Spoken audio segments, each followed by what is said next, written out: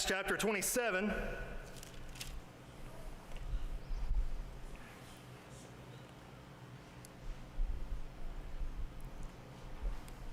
Acts chapter 27. Now, what we see here leading up to our text is Paul has been brought before councils, and Felix and Festus and Agrippa.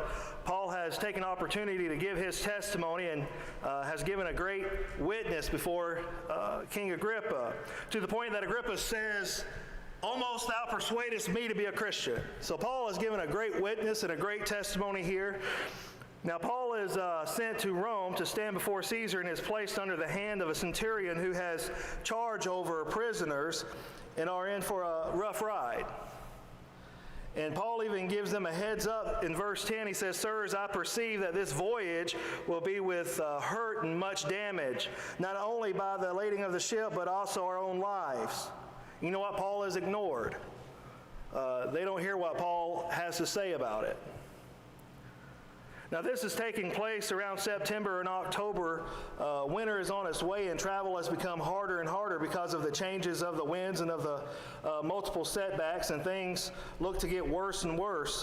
And we come to our text here in verse 20, Acts 27, verse 20.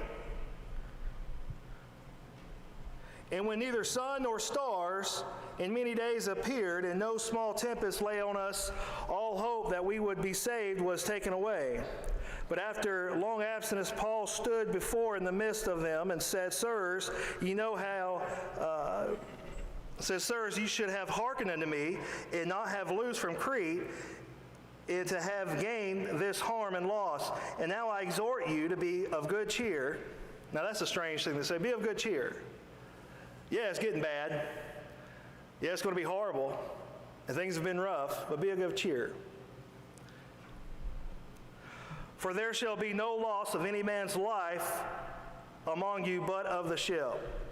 For there stood by me this night the angel of God, whose I am and whom I serve, saying, Fear not, Paul, thou must be brought before Caesar, and lo, God hath given thee all them that sail with thee. Wherefore, sirs, be of good cheer, for I believe God that it shall be even as it were told me. Howbeit, we must be cast on a certain island. But when the 14th night was come, as we were driven up and down in Adria about midnight, the shipmen deemed that they drew near to some country, and sounded and found it 20 fathoms. And when they had gone a little further, they sounded again, and it found it 15 fathoms. Then fearing lest we should have fallen upon rocks, they cast 4 anchors out of the stern and wished for the day. And as the shipmen were about to flee out of the ship, when they had let down the boat into the sea under the color of that they have cast anchors out of the foreship, Paul said unto the centurion and to the soldiers, Except these abide in the ship, ye cannot be saved. Then the soldiers cut off the ropes of the boat and let her fall off. And while the day was coming on, Paul besought them all to take meat, saying, This day is the 14th day that ye have tarried and continued fasting, having taken nothing. Wherefore I pray you, take some meat, for this is for your health, and for there shall not be an hair fall from the head of any of you. And when he had thus spoken, he took bread and gave thanks to God in the presence of them all. And when they had broken it, he began to eat. And when they all of good cheer, and they also took some meat. And we were in all in the ship about 260 souls. And when they had eaten enough, they lighted the ship and cast out the wheat into the sea. And when it was day, they knew not the land, but discovered a certain creek with a shore, into which they were minded, if it were possible, to thrust in the ship. And when they had taken up anchors and committed themselves into the sea, and loosed the rudder bands, and hoisted up the mainsail to the wind, and made toward shore, and falling into a place where 2 seas met, they ran into the ship aground, and the forepart stuck fast and remained unmovable, but the hinder part was broken with violence by the waves. And the soldiers' counsel was to kill the prisoners, lest any of them should swim out and escape. But the centurion, willing to save Paul, kept them from their purpose and commanded that they which could swim should cast themselves first into the sea and get to land, and the rest, some on boards and some on broken pieces of the ship, so that it came to pass that they escaped all safe to land. Brother Rick, will you ask the Lord to bless the evening? Lord, I ask you to speak through your preacher this evening, Lord, and just give us what you'd have for us and guide and direct us. Lord, I ask you to pray for it in your name. Amen. And I get the title of my sermon here tonight. I want to talk about just thank God for the broken pieces, because we see here in our text in verse 43, but the centurion, willing to save Paul, kept them from their purpose and commanded that they which could swim should cast themselves first into the sea and get to land. You know, so the ones who had talent and was able to swim, I'm a pretty good swimmer. When I grew up in Alabama, I grew up on the Tallapoosa River, real pretty river, real beautiful. You can see all the way to the bottom of it, all the way across. And I learned to swim in that river, and I used to love to go down there. Man, I'd bathe in that river after work, just go down there and just really enjoyed it. So I was a good swimmer. I had the talent, the ability to swim. But you know what? There's a lot of people who can't swim. You know, a lot of people think, well, that's just second nature. Everybody can. No, not everybody can swim. Not everybody can swim. I remember taking some friends from Bible school down to the river, and we went to swim, and one of them, he wouldn't get out there very far. I said, come on, man, we're going across. You just got to swim about 30 feet here where it's deep, and you'll get on across. He says, He said, I can't swim. And it just blew my mind. Like, somebody can't swim? So it was neat to me here there that first he says those that had the talent, the ability, jump off and swim and go. And there were some that were probably great swimmers. There were sailors. There was people that were accustomed to those kind of waters and rough, even though it was rough in the tempest and all these things. You know what, I can do that. And they dived off and they went on. And then the text goes on in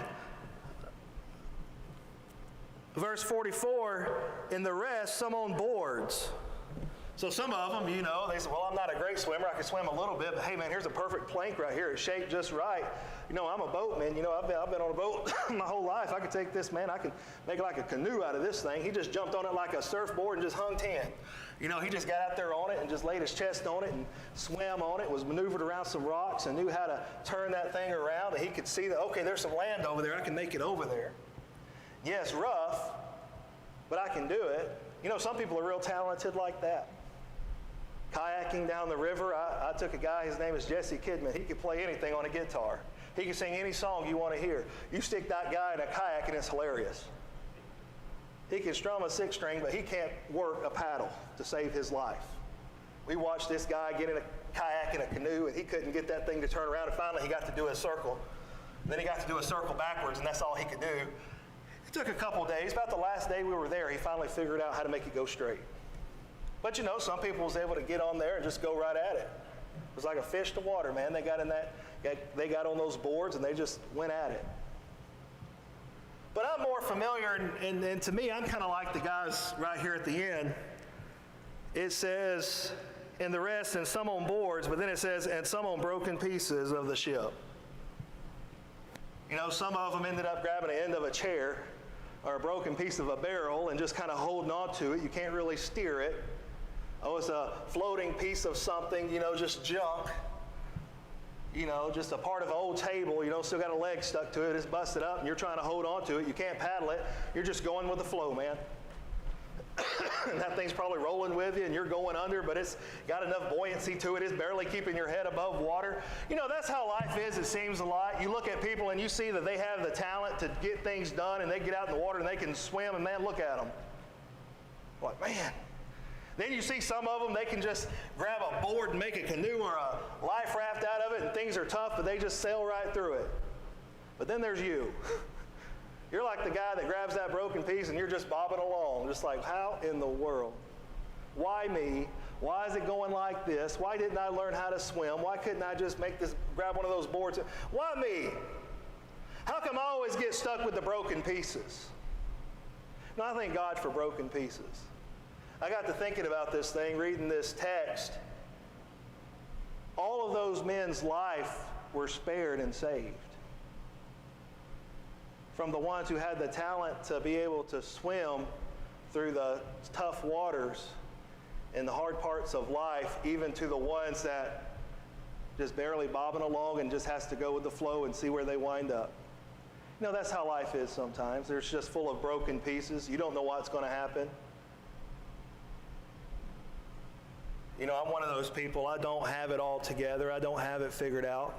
But I've learned through the years of trusting the Lord, I can thank God for some broken pieces. And you look in your Christian life and just point to some times, you know, you just thought it would, like, Lord, I can't figure this thing out. I can't get this thing right. This thing is so messed up. There's no way out for me. I can't even have part of it. I just have to sit back and wait till it ends. I have no control over it. And then the Lord works it out. And somehow you end up on shore too, just like everybody else. You know, I thank God for some broken pieces. Do you know why? Because I'm not the one with the talent making my way in. I'm not the one that was able to rudder that board. The Lord had to bring me in, or I wasn't coming in. I thank God for some broken pieces. But you know what? It was those broken pieces that brought him in. Thank God for some broken pieces. Don't you know those guys that couldn't swim? Those guys that were desperate? Those ones that, I'll just take, and they just grab, and there's something. Aren't you glad you reached out and there was something? I praise the Lord. When I reached out one night about 12 years ago, well, early one morning, and I reached out and there was a broken piece. Thank God for some broken pieces. Tonight, I just want to look at a few broken pieces and maybe just help you out, because I know there's some broken pieces in your life. Some things that are broken. Things that aren't that great to look at, nothing you put on a shelf and brag about, nothing that you promote, or is sometimes something you put in the back of the closet and want to forget about, but it's just one of those things. But you can thank God for some broken pieces. Firstly, tonight, I want to thank God for broken pieces of roof. Broken pieces of roof. Take your Bible, turn to the book of Mark.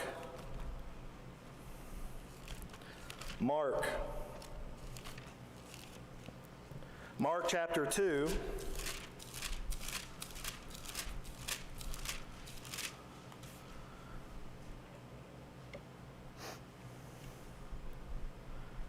We'll start in verse 1. Mark chapter 2, verse 1.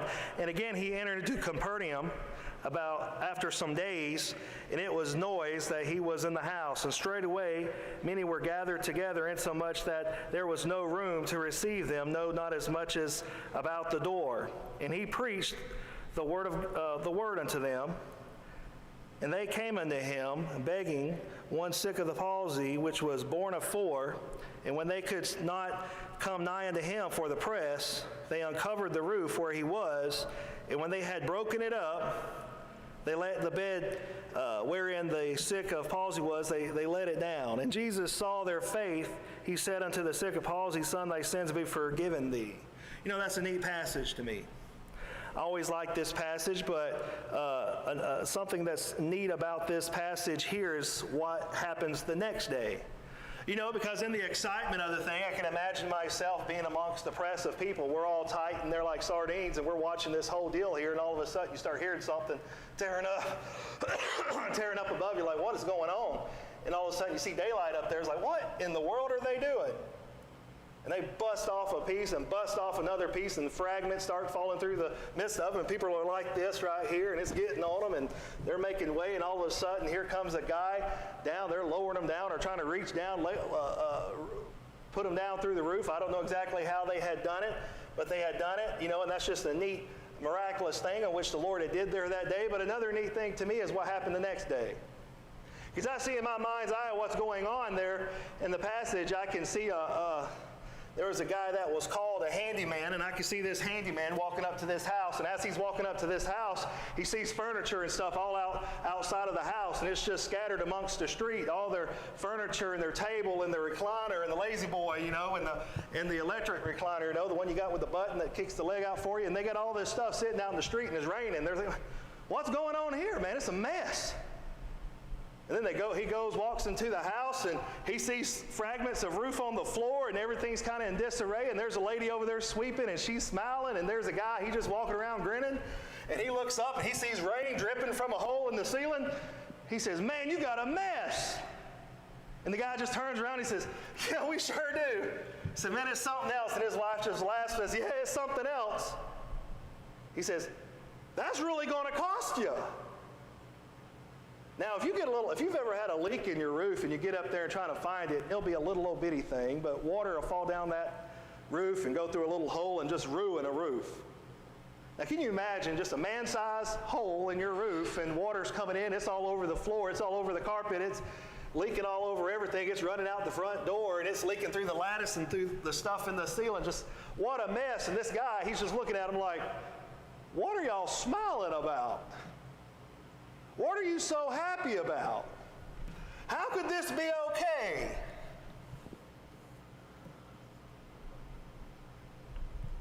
It's going to be all right. You know, I'm thankful for some broken pieces of roof.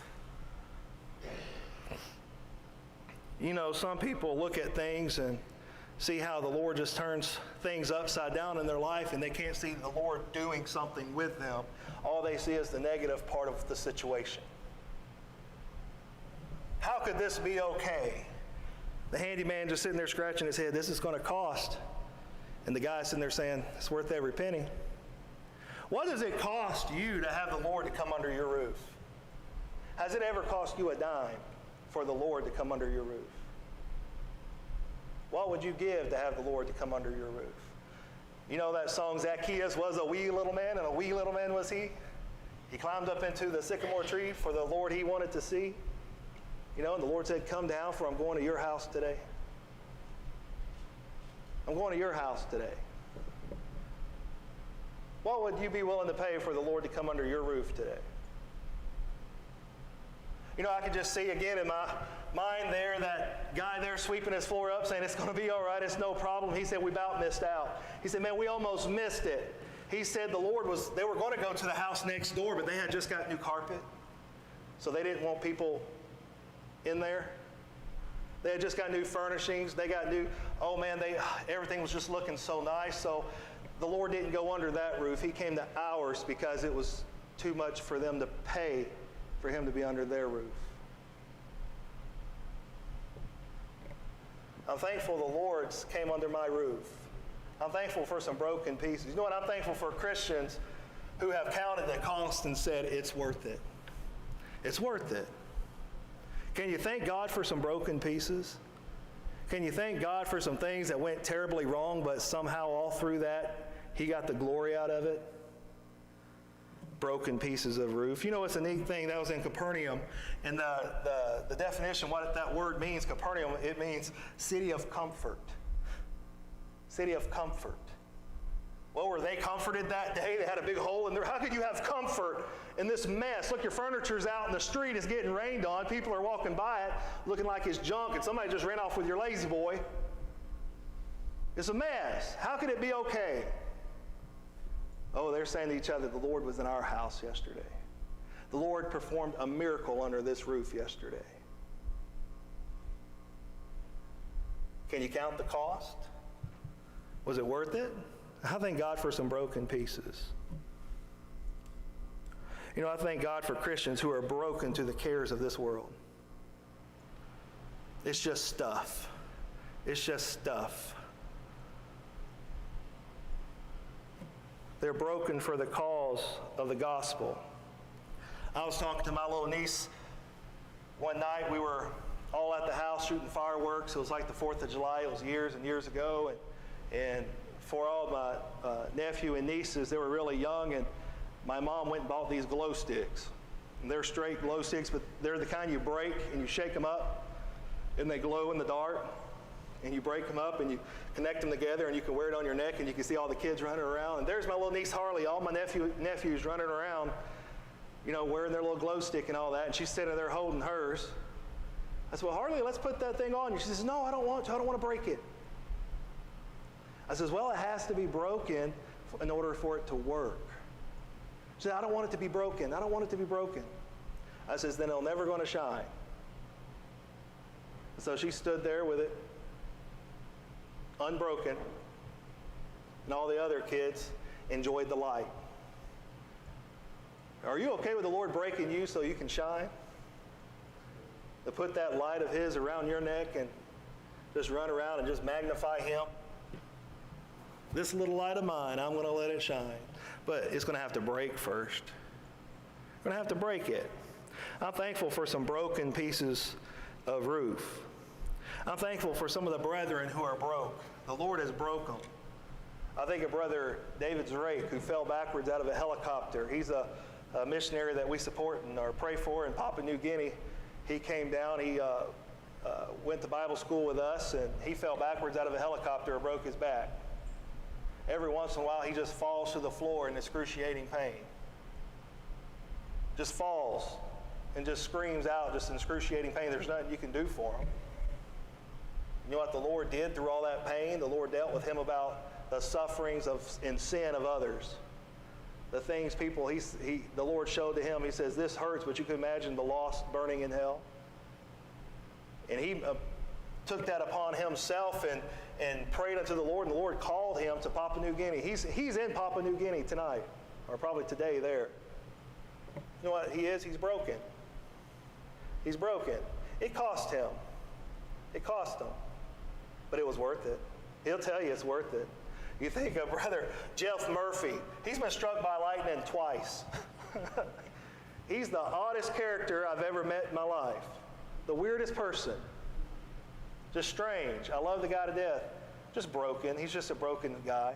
Things go wrong for him all the time. I remember going over to his trailer and the hot water heater had busted and there was water all over the floor and shooting against the trailer wall and stuff. And he had one kid jumping from this couch to the other couch and things were going nuts and crazy. And I walked in, I said, brother, you're all right? He says, oh yeah, we're fine. He said, y'all kids get out. And he's just calm. And I'm trying to run around the back trying to shut the water off and stuff. Oh, everything's good. Oh, it's just water, man. He didn't freak out or nothing. He's like, I've been through enough stuff. This ain't nothing. You know what he was? He was broken. Some of you, the littlest thing go wrong, you won't come to church tonight. The littlest thing, the littlest hiccup. Well, I can't make it. Yeah, just had a bad day.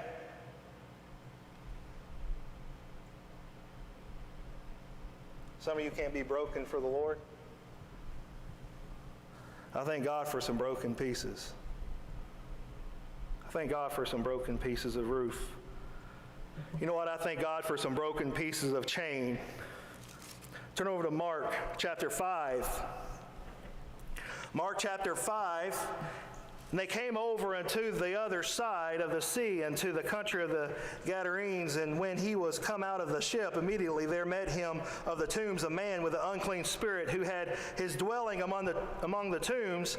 And no man could bind him, no, not with chains, because he had been ofttimes bound with fetters and chains had been plucked asunder by him, and the fetters broke in pieces, neither could any man tame him. And always night and day he was in the mountains and in the tombs, crying and cutting himself with stones. And he saw Jesus afar off. He ran and worshipped him, and cried out with a loud voice, and said, what have I to do with thee, Jesus, thou Son of the Most High God? I adjure thee by God that thou torment me not. And he said unto him, come out of the man, thou unclean spirit. Now look at verses 15. And they came to Jesus, and saying to him that was possessed with the devil and had the legion, sitting and clothed in his right mind, and they were afraid. And when they saw it, told them how it befell to him that was possessed with the devil, and concerning the swine. And he began to pray him to depart out of their coast. And when he had come into the ship, he that had been possessed with the devil prayed him that he might be with him. Howbeit Jesus suffered him not, but saith unto him, go home to thy friends, and tell them how great things the Lord hath done for thee, and hath compassion on thee. You know what? I thank God for some broken pieces of chain.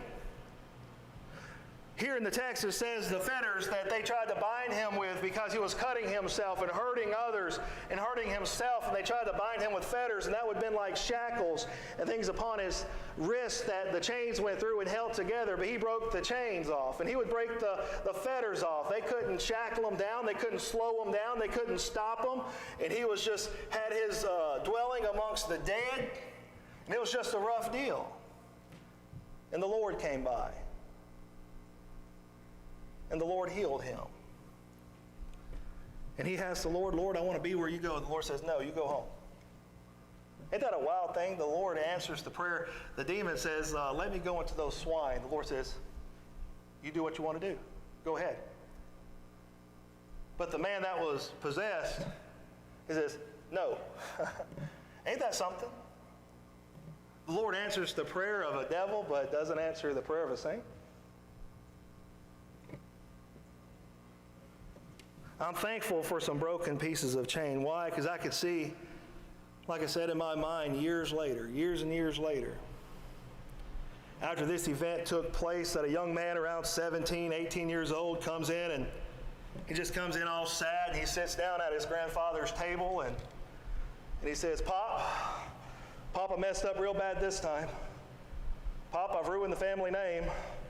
Pop, I'm just going to leave town. I'm just going to leave town, Grandpa. I'm gone, man. I'm gone in the morning. I really messed up this time. He says, don't try to stop me. You won't believe what they're calling me downtown. You won't believe what they're saying about me. He says, I just better go. I done messed up. And the old man just goes to a closet, and he opens it up, and he picks up a box, and he takes that box to the dining table, and he dumps that box out, and that boy just sits there and says, what are these? And it's just a box full of chains and fetters and those things for binding one. And he said, you won't believe what they used to call me. He said, they called me the maniac. He said, they said I was just the demon-possessed man. They said I was just a burden to the town. I was just the loser. I was just the evil one.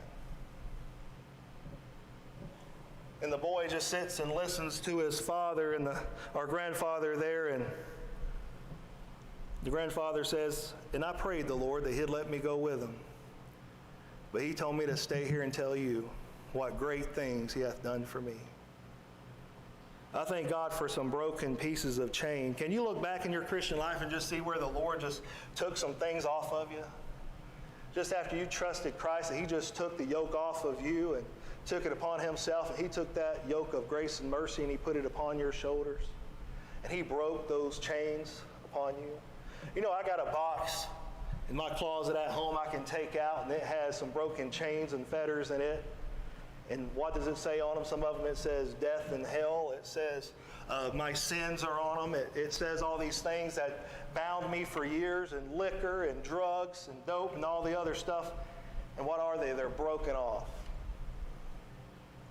Or those sins that just grasped upon me, the Lord, he broke them off. I thank God for the broken pieces of chain.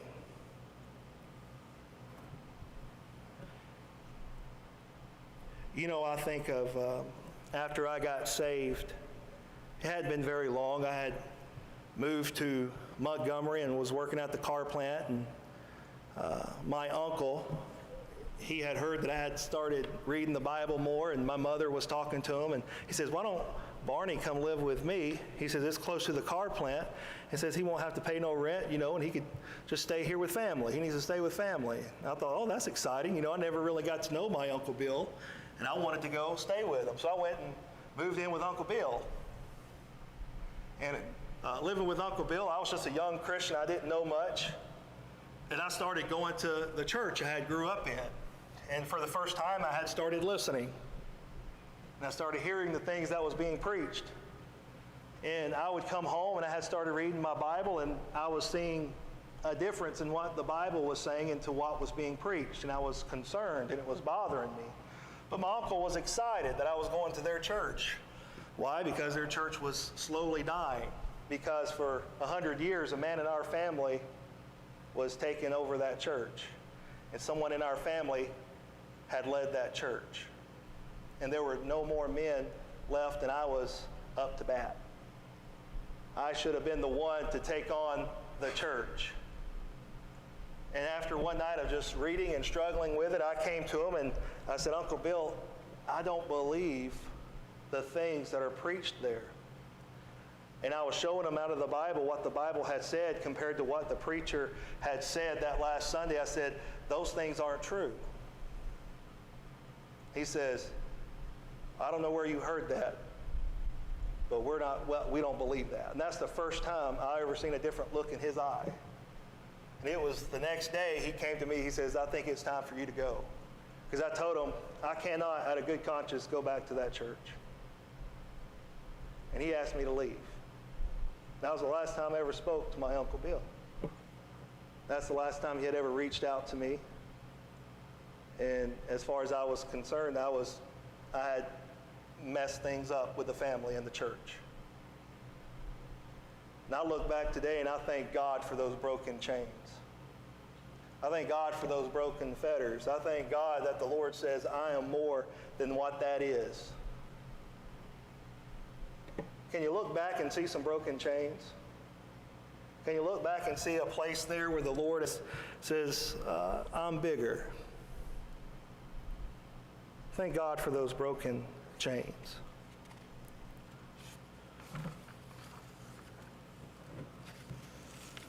And I'm thankful for a broken box.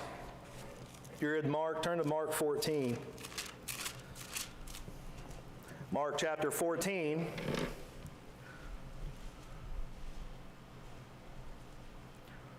After 2 days was the feast of the Passover and of unleavened bread, and the chief priests and the scribes sought how they might take him by craft and put him to death. And they said, not on the feast day, lest there be an uproar of the people. And being in Bethany, in the house of Simon the leper, as he sat at meat, there came a woman having an alabaster box of ointment and of spikenard, of precious, very precious. And she brake the box and poured it on his head. And there was some that had indignation within themselves and said, why was this waste of this ointment made? For it might have been sold for more than 300 pence and have been given to the poor. And they rumored against her. And Jesus said, let her alone. Why trouble ye her? She hath wrought a good work on me. For ye have the poor with you always, and whensoever ye will, ye may do them good. But me ye have not always. See, she hath done what she could. She has come aforehand to anoint my body to the burying.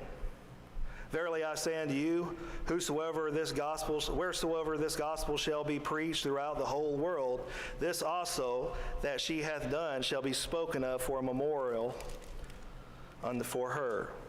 I'm thankful for a broken box. I'm thankful for a broken box because I can see maybe 40 or 50 years after this event takes place, there's a little old lady up in years, and she's up in her 80s, maybe closer to 90, and she gets up early in the morning. She prays way before the sun comes up, and she's walking around the house, and she's just got a hymn stuck in her heart, and she's just humming along, and she goes to the kitchen, and she takes an old chair, and she walks through the house dragging that chair, because she's old and she can't pick it up and carry it like she could 20 years ago. And she opens the front door and she drags it across the yard, and she sits it out under an old tree, and she just sits it there. And as she sits there, she's singing a song, and she's singing a hymn, and she's just excited, and she's looking and she's waiting. And she's waiting and she's looking toward that eastern sky, and as that sun starts to come up, she just puts her hand over her eyes because it's blinding her a little bit. She just looks and looks, and she doesn't move from her spot. She just watches on. And after a good while, after the sun had already come up and for quite a ways, she just has kind of a disappointed look on her face, and she stands up and she reaches down in her pocket. She pulls out an old handkerchief, and she opens that handkerchief up, and there's a broken piece of clay in there from an old bottle that she had broke years ago. And she just looks at it. She just smiles and folds it back up, puts it down in her pocket. She grabs that old chair, and she starts headed back to the house, and she's singing, just any day now, his face I'll see. Just any day now, my Lord is coming. He'll be returning for you and me. She just takes it on back to the house, just smiling. People pass her by her, say, there she is again. What's she doing? Someone says, she's waiting on the Lord to come back. The Lord made her a promise. The Lord made her a promise. You know what? And after through the years, she didn't ever forget that promise that the Lord had made her. I thank God for some broken pieces of box. You know, that box had value. It had the opportunity of a better life. You know, I was talking to Whitney the other day, and I told her, I said, Whitney, I'm sorry, we're kind of boring, aren't we? I said, you know, a lot of people our age, they have side-by-sides. They might go skiing, or they go horseback riding in Montana, or they do a lot of cruises or go on trips, you know, people our age, or they invest in fishing or in biking and do a lot of neat things. I said, so we're kind of boring, aren't we? I said, you know what we fill our time with and what we look forward to do is being around God's people, and we're church people. We're not bikers. We're not hunters. We're not fishermen. We're not side by side. You know, some people, they put thousands of, go way off across. I think that stuff's cool. I'm not dissing on that at all. I'm just saying what kind of people we are. We're just church people. And she says, and I like that. I pray that we're always church people. That's who we are. You know what that is? That's our alabaster box. We put it all on Him. It's Him or nothing. And I like being where He is. Why? Because I like seeing stuff like this. These young kids getting close to the Lord and doing what they do back there. That's more to me than any excitement coming off any cliff on a side-by-side or skiing or nothing. You can't. I'd rather be doing this.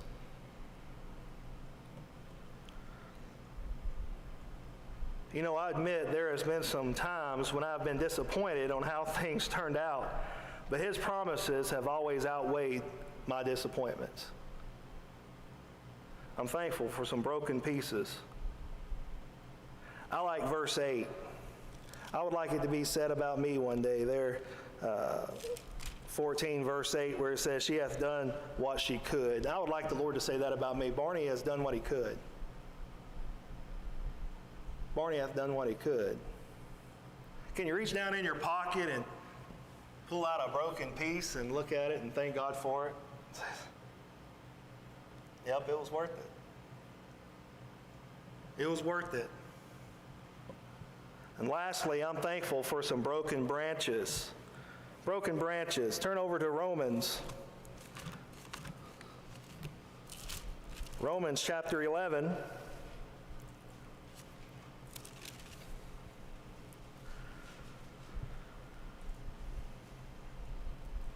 Look at verse 11. I say then, have they stumbled that they should fall? God forbid, but rather through their fall salvation is come unto the Gentiles, for to provoke them to jealousy. Now if the fall of them be the riches of the world, and the diminishing of them be the riches of the Gentiles, how much more their fullness? For I speak to you Gentiles, insomuch as I am the apostle of the Gentiles. I magnify mine office, if by any means I provoke them to emulation, them which are my flesh, and might save some of them. For if in the casting away of them be the reconciling of the world, what shall the receiving of them be but life from the dead? For if the first fruit be holy, then the lump is holy. And if the root be holy, so are the branches. And if some of the branches be broken off, and thou, be a wild olive tree, wert grafted in among them, and with them partakest of the root of the fatness of the olive tree, boast not against the branches, but if thou boast, thou bearest not the root, but the root thee. Thou wilt say then, the branches are broken off, that I might be grafted in. Well, because of unbelief they were broken off, and thou standest by faith. Be not high-minded, but fear. You know what? I'm thankful for some broken branches. I'm not thankful that the Jews have rejected their Messiah. I'm thankful that I have place with my feet under His table. I'm thankful that I have part with Him. Right there it says how we get in there in verse 11. Look at verse 11 again. I say then, have they stumbled that they should fall? God forbid, but rather through their fall salvation is coming to the Gentiles. Why? For to provoke them to jealousy. Salvation come upon and to us to provoke the Jews to jealousy. You know what that is? That's a broken piece. You know what it is? The Jews were offered to swim and to get on that board and to go out hanging 10. And what did we do? We grabbed onto a broken piece. You said, why? I said, well, it just came to you to provoke them to jealousy. I'll take that broken piece. I'll take that broken piece.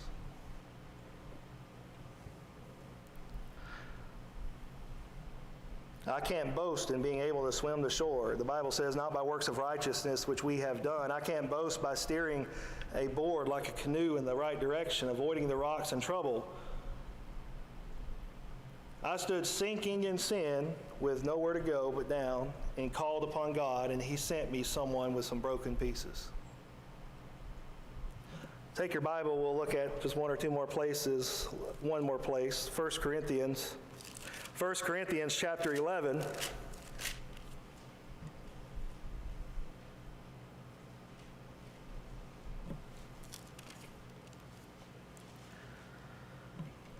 Look at verse 23.